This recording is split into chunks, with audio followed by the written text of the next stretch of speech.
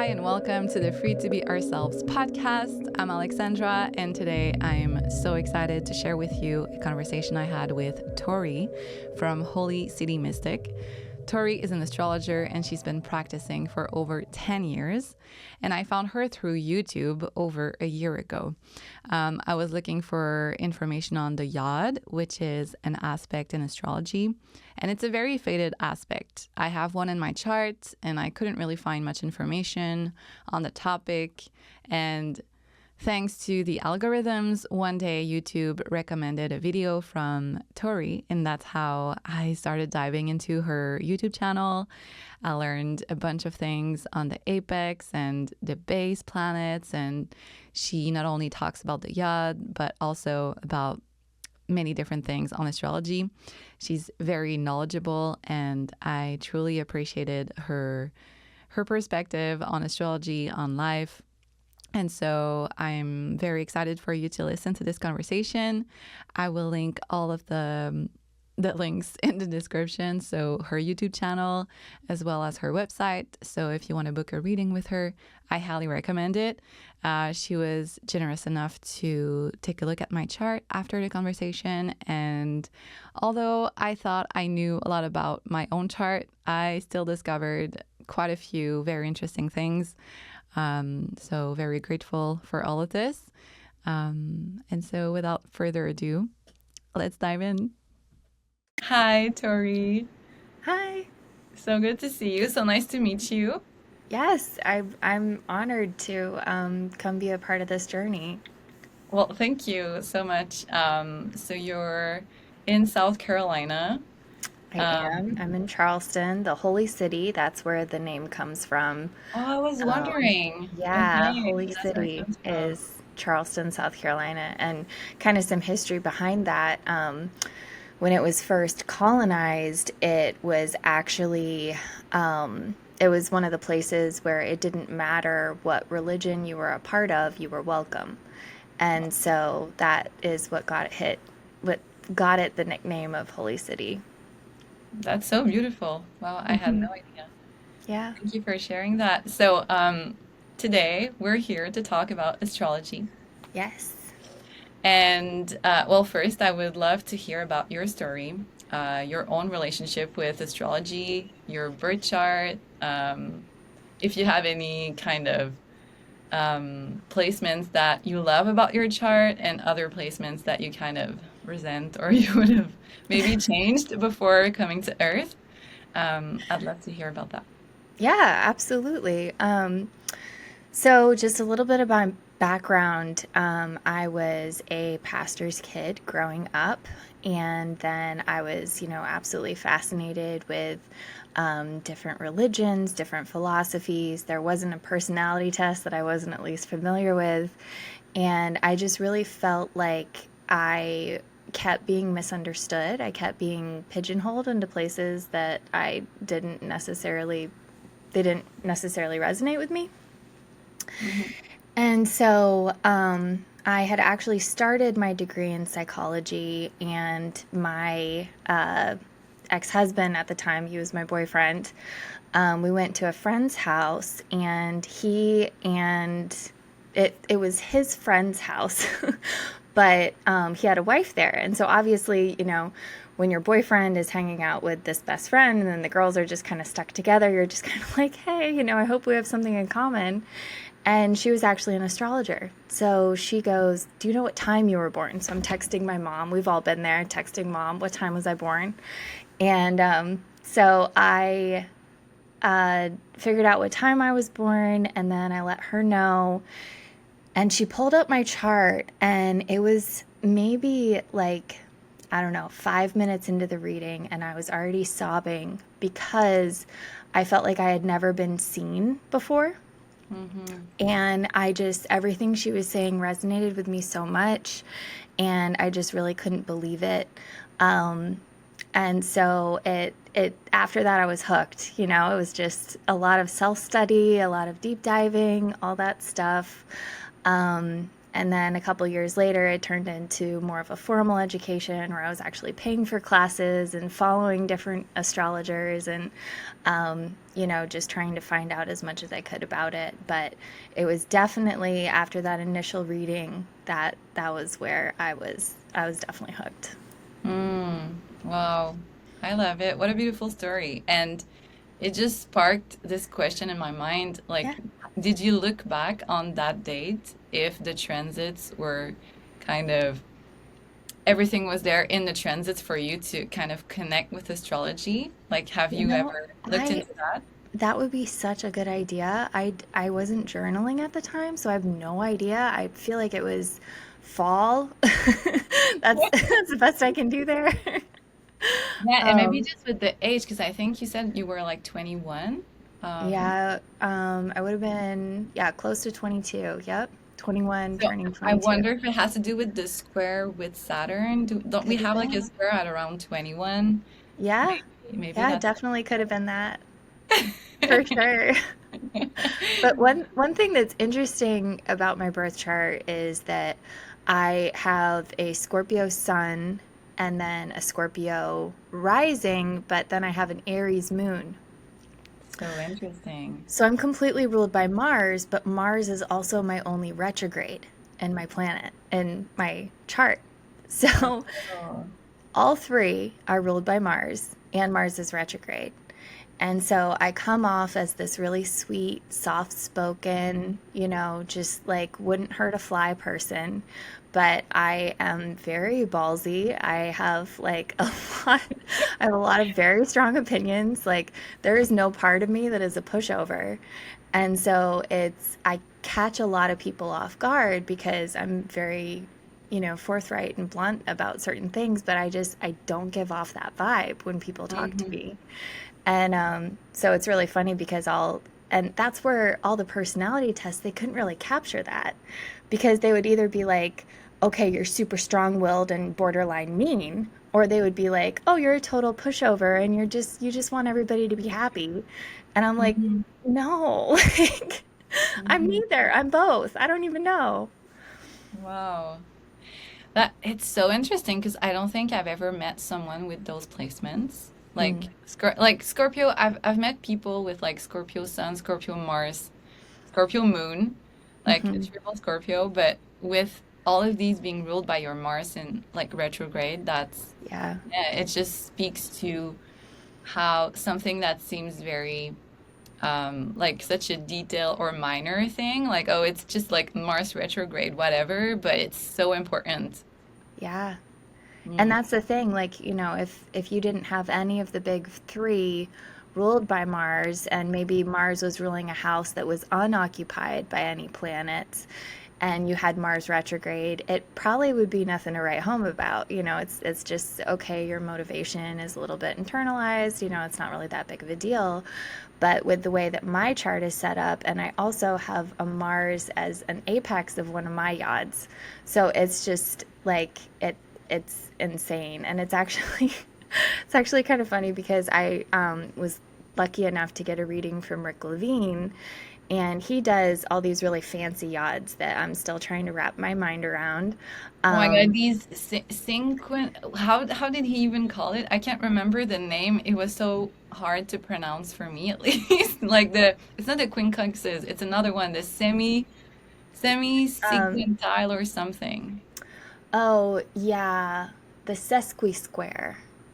Sorry, I'm like Yeah. No, semi I call it sequentile. sesquiquadrate, which is like, I guess, more Latin than what he's used to or something. But yeah, he says sesqui-square, which is really hard to say. Um, but yeah, I actually have a septile yod with the Mars as an apex and a novile yod with the Mars as an apex. So my Mars is actually the apex of three yods Oh my and God. a golden yod. So Mars is like the story of my life, literally. And it's the only retrograde. So it's like when you're doing the math of everything, my personality makes perfect sense. But Mm. if you are like trying to put me into some kind of category, I don't fit. Wow. It's so interesting. I love all these like Yeah, it's mind-blowing, all the links between each placement and even just you Mhm. having that many yards. Like I'm Yeah. pretty new to the yard universe. I think I heard about it for the first time 3 years ago, and Okay. I couldn't really find much online. I found like one book that seemed pretty old, and I didn't buy it. So Hmm. I can't remember who the author is, but I think it's the only yacht book you can find on Amazon, basically. But Mm. it's hard to ship to Canada. I think that's why I decided not to buy it because Yeah. it was going from the States. But yeah, I would love to hear more about your yachts because it sounds very interesting having three yachts. So three plus the golden yacht or three total? So no, those were only the ones that Rick Levine found. Like I didn't even find them. Those are his Oh, like special formulas that okay. I will someday figure out how to do. Wow. Yeah, so I that was actually what got me started on the yacht journey was I was listening to trying to think of her name. Anne Ortley is her Okay. name. She's this great astrologer. She's been an astrologer since like the 60s, 70s. She's absolutely fantastic.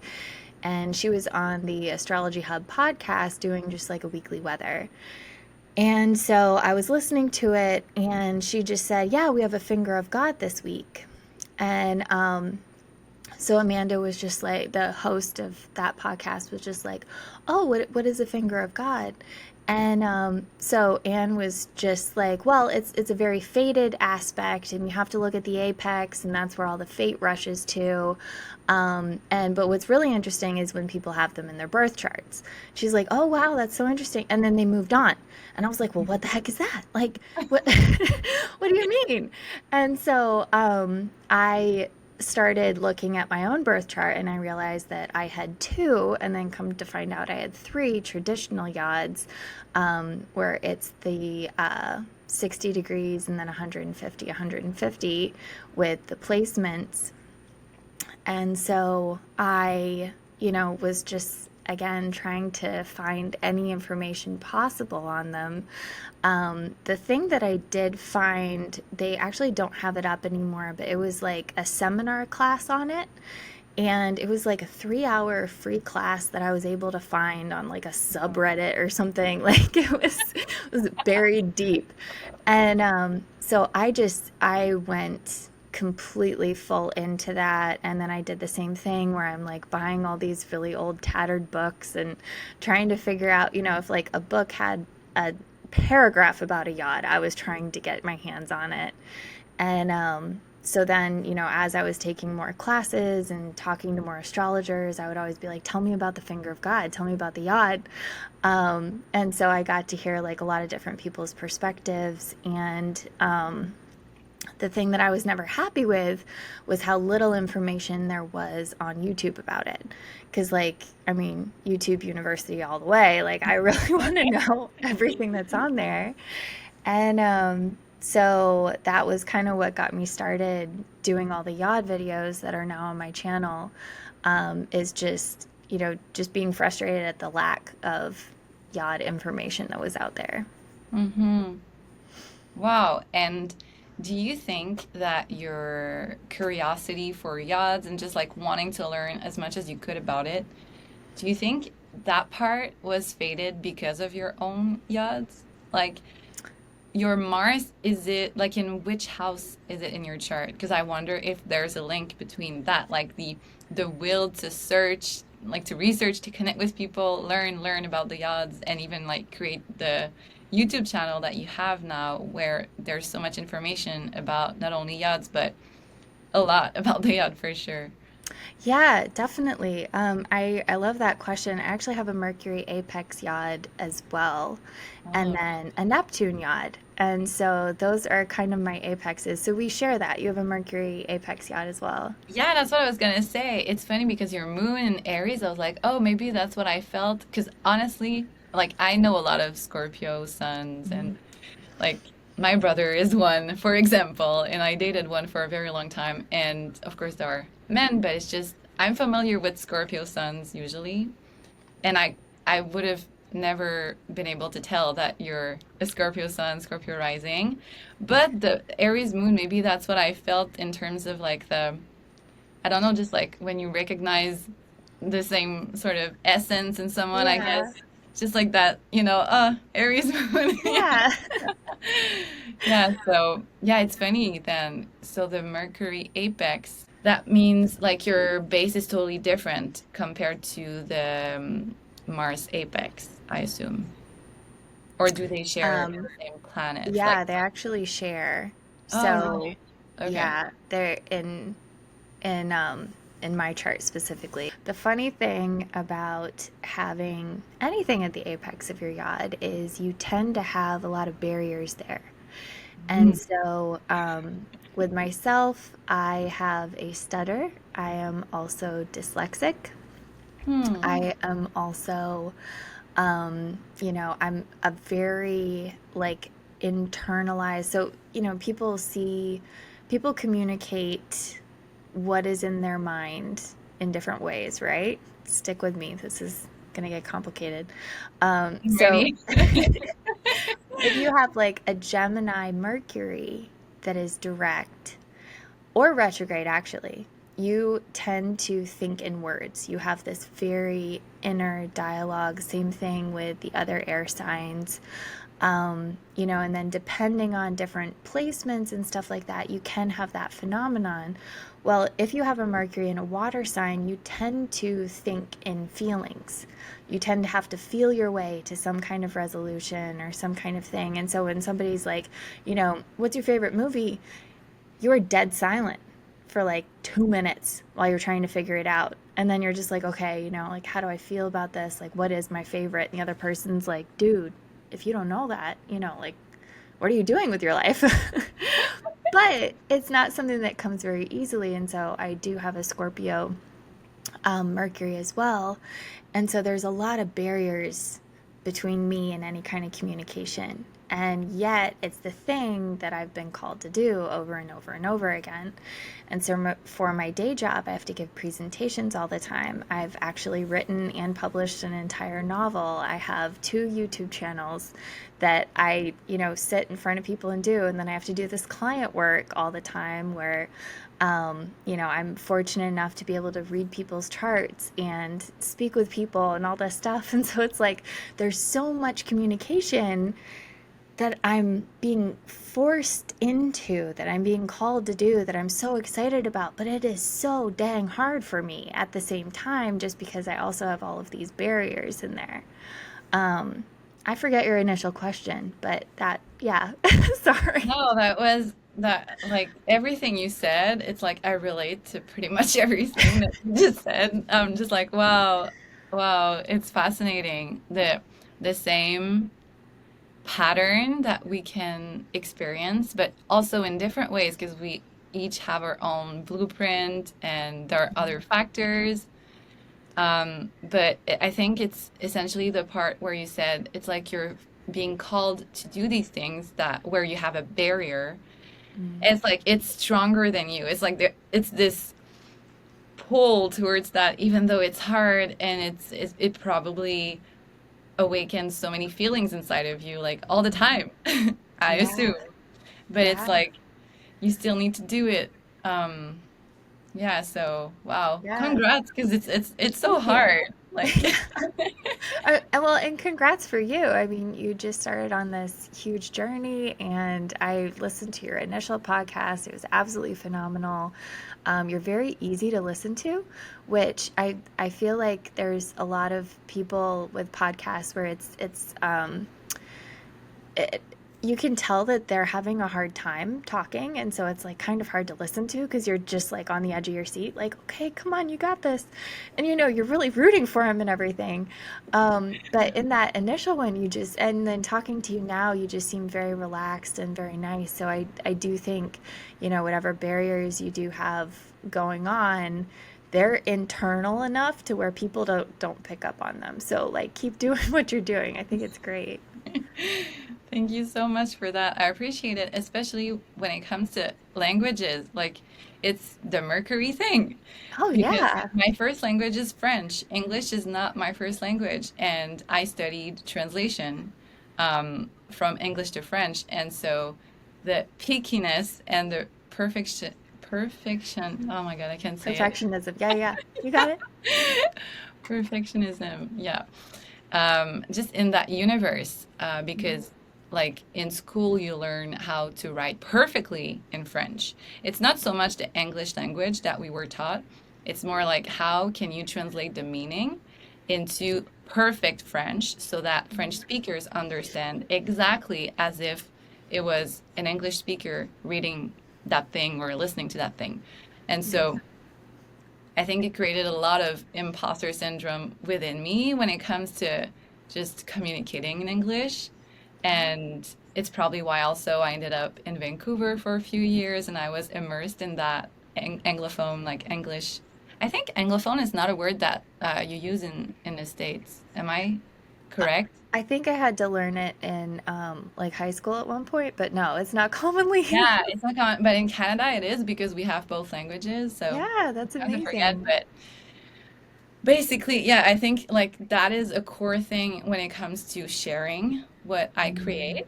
And I write music, and most of my music is in French, and so it's like there's always these barriers, literal barriers of people understanding what I'm trying to say. And even in French, what I try to share most of the time, it's like I feel like I'm an alien most of the Yeah. time, with my interests and just the way I see the world with my Pisces Mercury that's just like, hey, Yeah. it's a dreamy Well, world. let me use an analogy with the yacht or the finger of God or something that hopefully puts your mind at ease when it comes to the imposter syndrome, because that is real. That is extremely real. So, squirrels are responsible for planting like it's something like 95% of the trees on the planet or something ridiculous Really? like that. Wow. And the reason for that is because they forget a large percentage of where their acorns are buried, where their nuts and seeds and all the things that they stow away are buried. And so they are just frantically trying to save up enough for every winter, right? Like they are just trying to make it as squirrels. And yet, the entire planet is being replanted and reforested every single year because of these amazing squirrels that are doing all this work. And so it's kind of what it's like having a finger of God in your chart is you're doing all this work and you're causing ripples in the world and you have no idea where they lead to. You are just trying to make it. You're trying to make it, as a person, you're trying to pay rent, you're trying to fulfill this life purpose that you don't even know where it's going or where it came from or anything like that.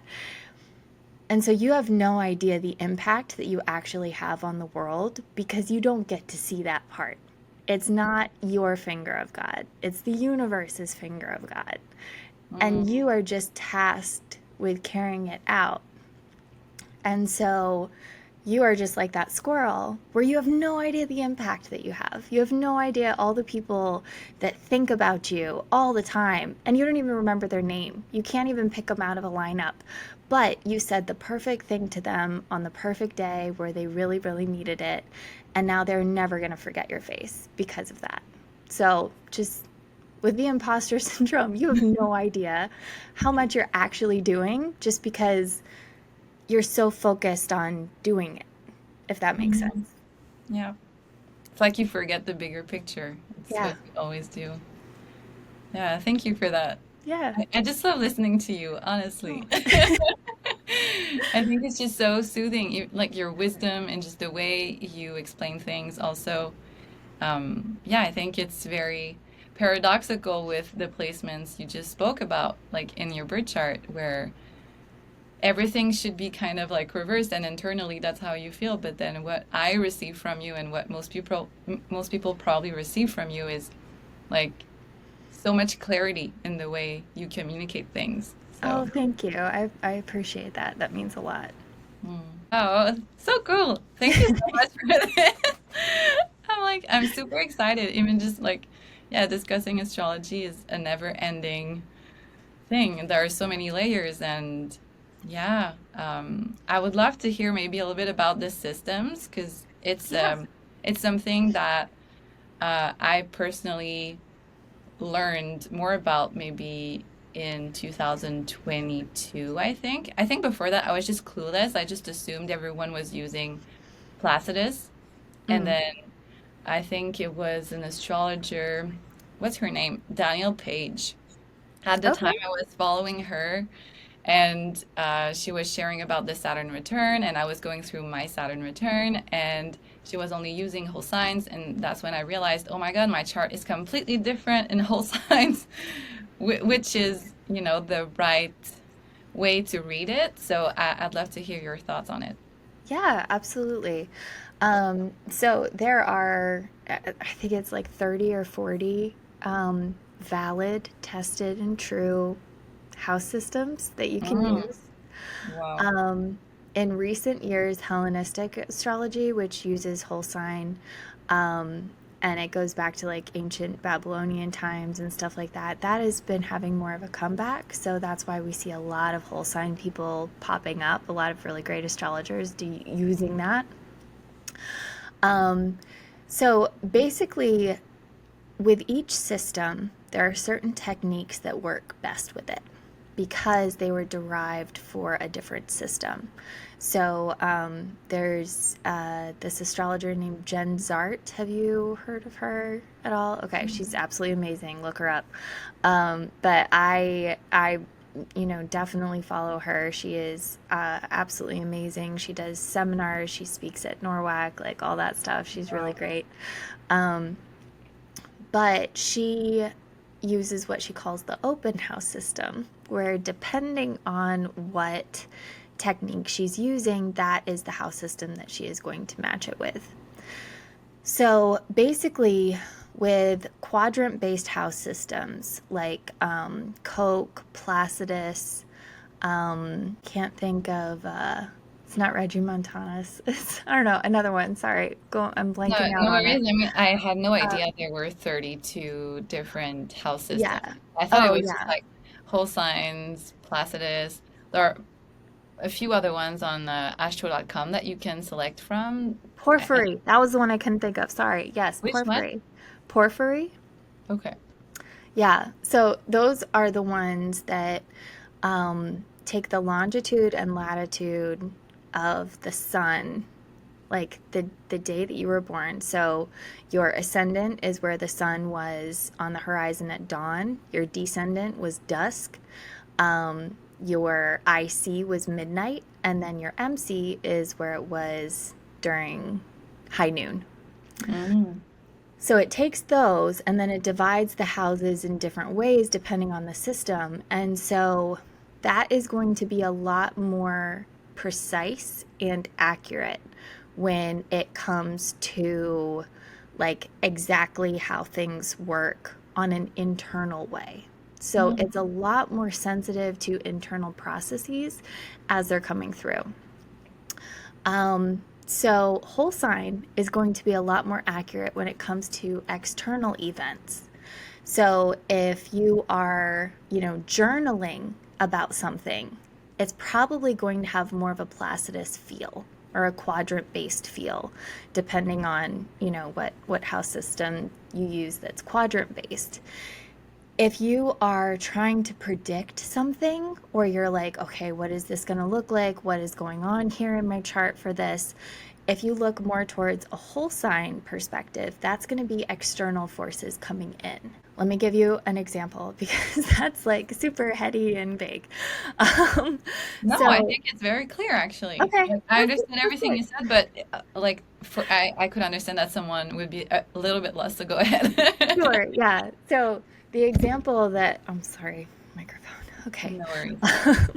The example that I like to use is if someone was giving you a reading in whole sign, they would say, wow, Saturn was going through your fourth house last year.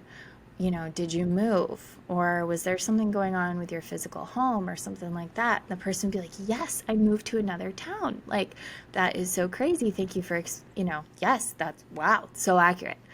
And then somebody getting the exact same reading from a Placidus person, Saturn might be going through your second house. So they're like, did you have any issues surrounding money last year? They're like, yes, I got a new job and I moved to a new town, but the cost of living was so high and I didn't anticipate that. And so my standard of living actually went down. And I didn't think that it would because I was making more money, but then the cost of living was so high. And so all I could think about all year long was finances and how I was going to make it and all that stuff. And so they're both extremely accurate. One of them was the external circumstance of moving. The other one was the internal dialogue of second house topics of finances. I love these examples because that's very close to what I experienced as well. Because during my Saturn return, halfway there, I was convinced my Saturn was in my second house because it is in Placidus, Saturn in Aquarius. But when I started reading my chart in Whole Signs, I realized it was in the third house. But both houses were completely impacted throughout my whole Saturn return. So I kind of got lost and I came to the conclusion that the third house made more sense in my, like, with what I experienced. Yeah. But they were so closely tied to each other. Is it just because, like, my second house is ruled by Saturn because it's in Capricorn? And then it's like they're all so closely tied together. I'd Yeah, I don't argue know. it's both. I mean, one is an external thing that's happening to you. The other one is an internal dialogue, specifically with Saturn and Saturn returns. I tell people to look at both. Like you can't get a full picture of what your Saturn return is going to look like without whole sign. If you are naturally drawn to whole sign and you're like, oh, I would never use Placidus, it's total trash, then I would encourage you to still take a look at Placidus because that's going to give you more insights into the psychological growth that you're going to be going through. Mhm. But you really can't get a full picture without both because that is going to tell you the external and the internal that is going to impact your Saturn return. So interesting. And so the placements like your North Node, for example, that has more to do with your life purpose, would you say it would be more accurate in Placidus when you try to look at like which area of your life it will I'm looking for the word, but just yeah. So that one is very tricky, and this is the part where you really do have to look at both and have to take into account what both is good for, because the internal fulfillment and the external expression can be very different, even if you're doing the same thing, if that makes Mhm. sense. Yeah, it does So make it's like, you know, sense. you could experience total bliss and, absolute like fulfillment of life purpose and everything like that by, publishing a book. And you're just like, this is amazing. This is such a ninth house thing. Like, I feel so spiritually alive. Like, this publishing this book, this is absolutely, absolutely my life purpose. However, so that's very ninth house. However, the act of you publishing a book, maybe an employer was the one who was like, hey, you need to do this. And so whole sign, it's actually in your 10th house.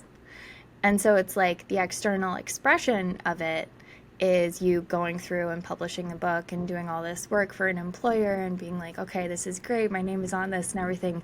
But the internal spiritual connection, you didn't change what you did, Mhm. like what you did was the exact same thing. However, the internal fulfillment of it and then what other people are seeing, which is this product that you're giving out, they can be very different. And so it's, I really do encourage people to take both into account. Oftentimes we have one that resonates more with us, and I don't think there's anything wrong with that.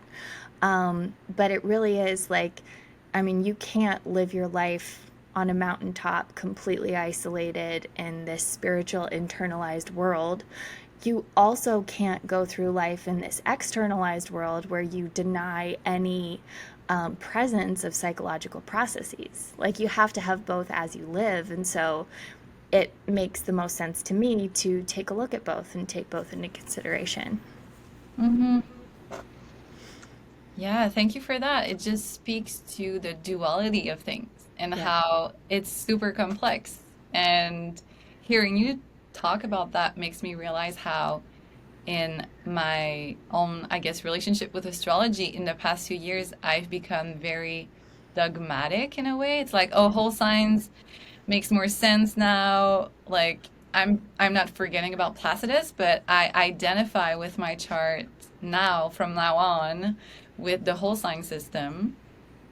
But listening to you right now, I'm realizing how it's a huge blind spot because even like the internalization of your North Node, for example, in my case, it would be in the 12th house. And so for a long time before, again, my Saturn return, I thought my North Node was in Sagittarius, 12th house. And then I realized in whole signs it was first house. And given my experiences in terms of relationships, with especially romantic relationships, I figured, oh, codependency, it makes sense that the beginning of my life was very much focused on these like South Node, seventh house things. But it's like, I guess both are intertwined again.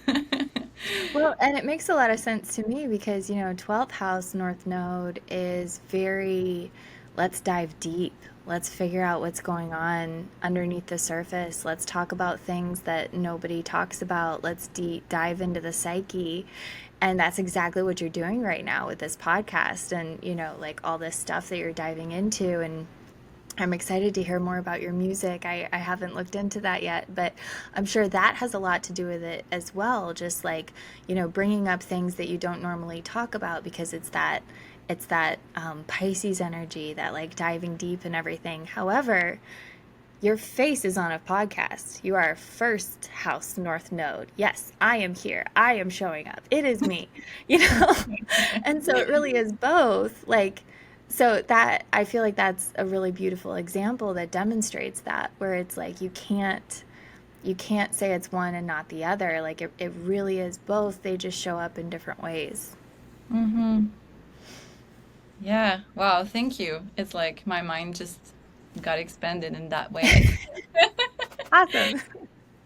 But I'd love to hear if you want to share, no pressure, but your North Node, where, like, which sign is it in? Yeah, absolutely. So my North Node is in Aquarius. I have to look. I'm such a bad astrologer. I don't have my own chart memorized. It goes to You the have too different many houses. charts in your head, that's why. Um, yeah, no, that is true. That is accurate. So it's actually in my third house, Placidus. Let me see if it changes in whole sign. Um, but third house Placidus in Aquarius. Okay. And then in whole Then sign, the it moves YouTube channel and like it makes total sense having your North Node in there. a lot of communication. Yes. Yeah. Definitely a lot of communication. And what's interesting is my South Node is actually conjunct my MC Hmm. in Leo. And so it's like the things, that I'm naturally good at, the things that I came into this world with a natural talent in. I am one of those people that is very not afraid to be seen. I will mess up. I will look like a dork. I don't care. I will show up and bumble through whatever I need to do. And so, because of that, because I have the South Node conjunct my MC, I have a natural talent for those things. However, the life purpose is diving really deep into that Aquarius energy, where it's like, not leading by leading at the top, but leading among, like making sure that I'm shoulder to shoulder with people and, teaching. Like there's so much of that third house where it's like educating and having short conversations with people and stuff like that. And so it's like, you know, having those really short YouTube videos, like none of my YouTube videos are very long at all. And it's because I get in, get out. Like I don't have a lot to say about it. I feel like I give the information, and if it's any longer than that, I'm literally just babbling or repeating myself. So I make them very short because of that. And those are the things that I really find fulfillment in. And so, yeah, that North Node. Yeah, thank you for sharing that. Super interesting. Um, I feel like, am I running out of questions? I feel like we could talk about it forever, but maybe I think the other like topic, but Yeah. maybe just a few quick words about the differences between the conjunction, Kazimi, combust, and under the beams. And now I'm not sure anymore if the under the beams is like another term for the same thing that I just named, but if you want Yeah. to share quickly about that, I'd love to hear. Yeah, yeah, absolutely. And I'm not running out of time. Like if, Okay, you okay. know, But yeah, still, I don't want to take I too much of your time. no, no, you're totally fine. Yeah, and I love the questions that you sent over. I was really excited about them. So yeah, under the beams is within 15 degrees, within 8 to 15 degrees away from your sun. Excuse me. Sorry. Combust is within 1 degree to 8 degrees away from your sun. Okay. And then Kazemi, or in the heart of the sun, is within 17 minutes or within 1 degree. Now, within 1 degree, that goes back to Hellenistic astrology, where they use the whole sign techniques, and it's interesting because I feel like their orbs are a little bit wider. However, they're more dogmatic about things. And so it's interesting that they have like leeway on the orbs, and yet they're like very strict on other things. So I don't know. That's a head scratcher for me, but it works. And so with being Kazemi, being in the heart of the sun, it's almost like the sun is shining through a planet and casting that planet's light on the entire chart. So if you have Neptune Kazemi, where the sun is right on top of Neptune, the moment you were born, then you are going to have this connection with music and story like nobody else. Like you are going to view your entire life as a story. You're going to be the hero of your story. You're going to be the anti-hero of your story. Like there's going to be so many things going on, but you can't separate that idea of fantasy from reality because the sun is right on top of there. You also might experience the phenomenon of having, like a song constantly in your head, and somebody says a phrase and you can instantly think of a song that goes along with it or something like that, where it's just that sun is just extremely connected to that planet, and you can't separate them because that planet is in the heart of the sun. When you move into a combust space, the sun actually burns up the quality of the planet. And so it makes the planet a lot weaker. And so if you're outside that 1 degree orb or that 17 minutes orb, and again, it really is whatever resonates with you. It's something to reflect on if you're like kind of in a gray area there. But it is I think I'm something. in a great area because it's like, I looked at your chart and I don't think you are. I think you're combust because oh, I thought you I was like borderline Kazemi. That's what I thought. no, because you are a degree and 9 minutes away. So it's the 9 minutes away. Yeah. Or no, 5 minutes. Sorry, 5 minutes because it's 24 and 29. Uh-huh. So you're And a so it is degree. combust, so it means that the sun is burning my Venus. Yes, and your Venus is retrograde, and your Venus is in a Mars ruled sign. Yeah. So you're going to have a lot of issues surrounding Venus in your life, which is it's very interesting to me because you have so many resources. Like Venus is beautifully trine your moon, And it's actually part of this awesome grand trine that brings into account your north node and also your ascendant. And so it's like your Venus is heavily handicapped because it's combust, it's in retrograde, it's in a marginal sign, but then you have all this support lifting it up. And so to me, that gives me vibes of you being this person who feels like you can never get it right. You can never receive things like other people do. You're working extra hard to receive anything coming your way. But then when you actually sit down and you write out everything that's happened in your life, you realize that you have received a ton of stuff and you're extremely lucky, and like all these things have come to you, but you weren't even really realizing that they were coming to you because that Venus has felt so hard and so like clunky your entire life trying to get anywhere. It didn't feel like a smooth ride. But then when you actually look back at everything that happened, you're like, whoa, I'm like the most fortunate person in the world. Like I had no idea all these things were actually coming my way. Hmm. Yeah, I relate to that for sure.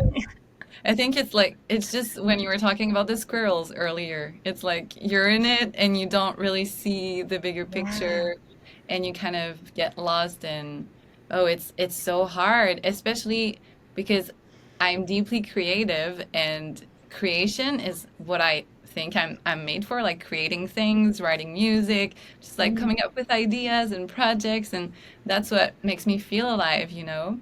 The I feel like that's my soul is very much in that fifth house in Whole Signs. I'm not sure Mhm. if it changes in Placidus, I can't remember anymore, but Yeah, yeah, it's Taurus and Placidus. it's what? Taurus and Placidus? Oh, that's where my Venus would be in the No, sixth. no, no. Just your fifth house is Oh, unoccupied and in Taurus in Placidus. oh, and so my Sun and Venus would have been in the fourth house in Placidus, And or in the actually, fifth they're house. in the third. They're in the third. Oh my God, it changes so much. See, that's why I get lost with my Hmm. Placidus chart because I'm Yeah, like, yeah. it's so different. It's so different. But Hmm. then, yeah, at the same time, it's like that different shade, I guess, of like Sun and Venus in the third house.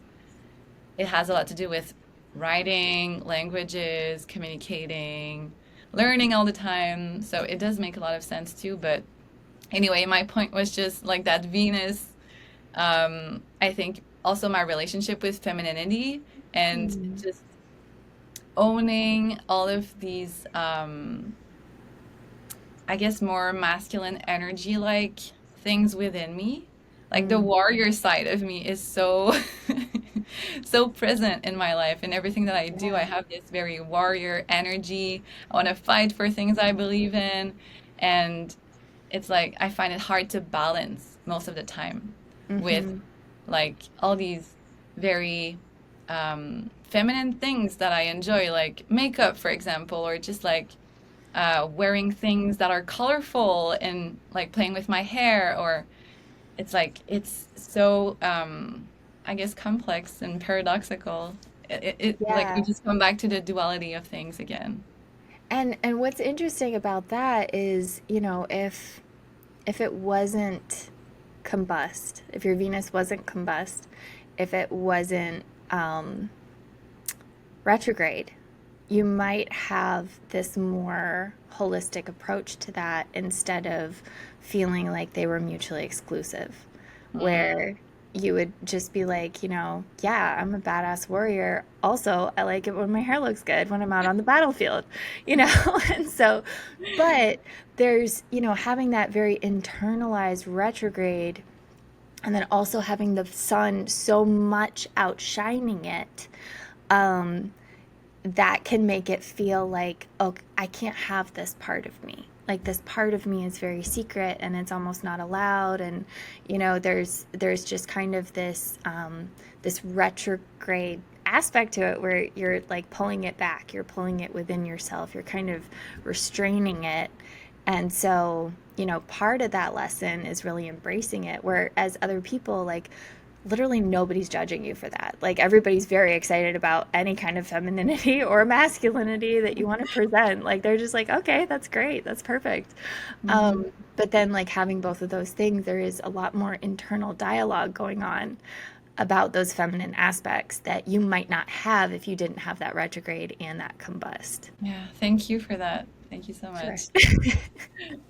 Uh, what would you say to someone who just discovered that they have a yod?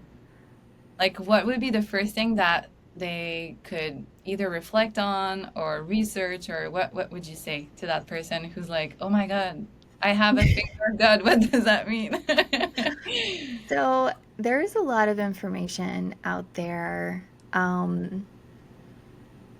that is negative about yods. Hmm. And so my first thing that I would tell somebody is don't worry, it's not a curse, it's a blessing. You're not going to figure out that it's a blessing until you're about 50. Unless you're like doing the deep diving, doing the work. 50 is kind of when this yod matures in people's lives. And, you know, people who have never looked at astrology or they don't really have any connection with any kind of spiritual outlet, they're the type of people who go through this really, really difficult life. And then around 50, they're like, okay, I know why I'm here. I know why it was worth it. I'm grateful for every experience I've ever had. But they have to go through a lot to get there. And so it's like if you are fortunate enough to know about astrology and have that open mind and realize that you have a yod in your chart, especially when you're young, you know, when you're in your 20s or 30s or something like that, you're like, oh, I have this yod in my chart. All of the negative experiences or, you know, challenges that come up for you or anything like that, you're going to have a larger perspective on it because you're just like, this is something that I am sent here to learn so that I can help others, so that I can be of use to others. And sometimes it's just people watching you go through it and learning things that you will never know what they got from that experience because you're not part of their story. Other times it's, you know, actually going through something and then communicating that to the world through a YouTube channel or a podcast or something like that. So it can be very direct, it can be very indirect, but you are basically this tool of service. And that's hard to accept because we want to live our own lives. We want to be the hero of our own story. We want to make our own money. We want to, you know, have our own relationships and all this stuff. And so when you have a really faded aspect like this, you don't get that. Things will happen to you that you don't plan, that you don't want, that just come through, but then you realize that you are this very important chess piece that is going to be used to help others everywhere you turn. And so if you can really surrender to that and accept that and look for all the gifts in that, you don't have to wait till 50 to be grateful that you have this aspect. Like it's really something that you can tap into now. So I think that would be my first thing is just, you know, if you want to talk to somebody who knows more about yods to be able to, you know, try to figure this thing out, that's great. Don't listen to all the naysayers who are just like, you're cursed. Like, I can't even, drives me crazy, all the people who talk about Venus yods, like Venus apex yods. Oh, Like, really? you That's are what they just, say? yeah, like you're doomed. Relationships are just so doomed. You know, it's like, no, it's not. You might have a couple of rough starts. You might have some issues that you have to learn through and everything, but these are the people who have the greatest potential of accumulating wealth, accumulating love. Like these are the people who have such a hard time.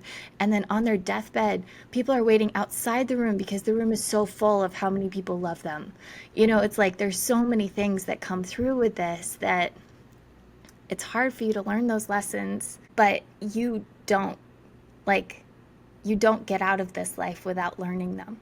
So you can either resent them every step of the way or really embrace them and be like, okay, like teach me what you're here to teach me because I'm ready to learn it. Hmm. Wise words. I mean, we need to end on this.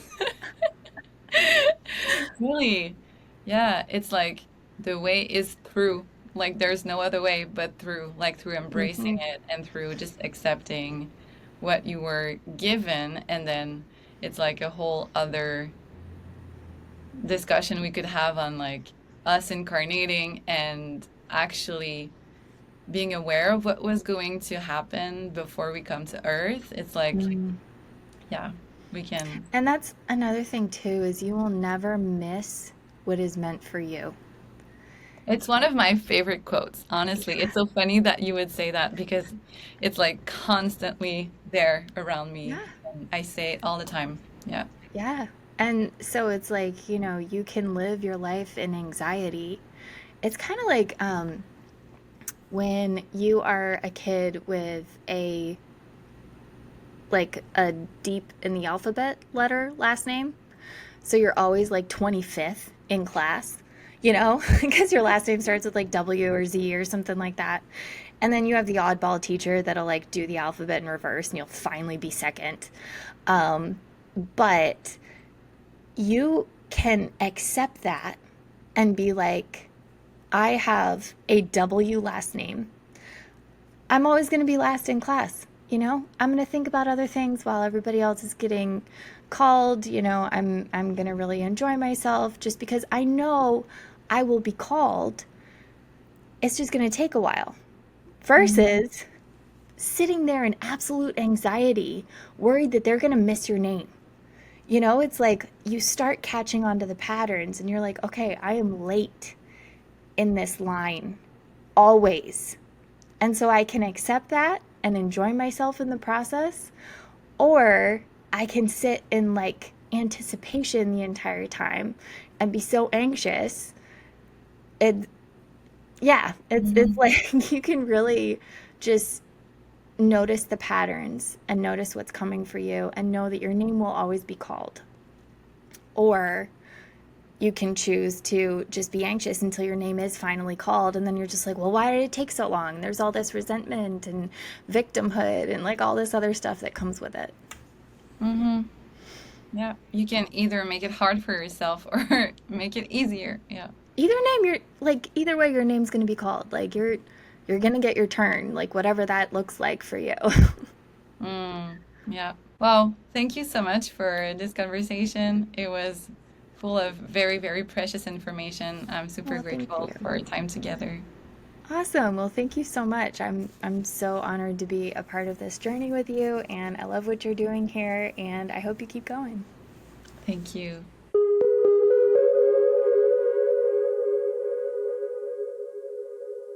Thank you so much for listening to this conversation. I would love to hear your thoughts. Do you have a yad?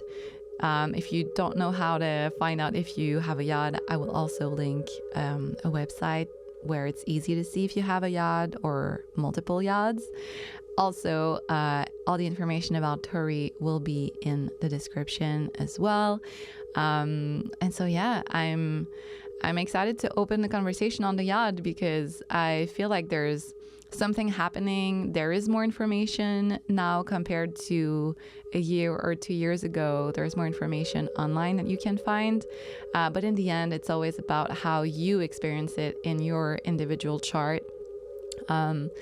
Our charts are so unique, and I find that it has a lot to do with the current transits.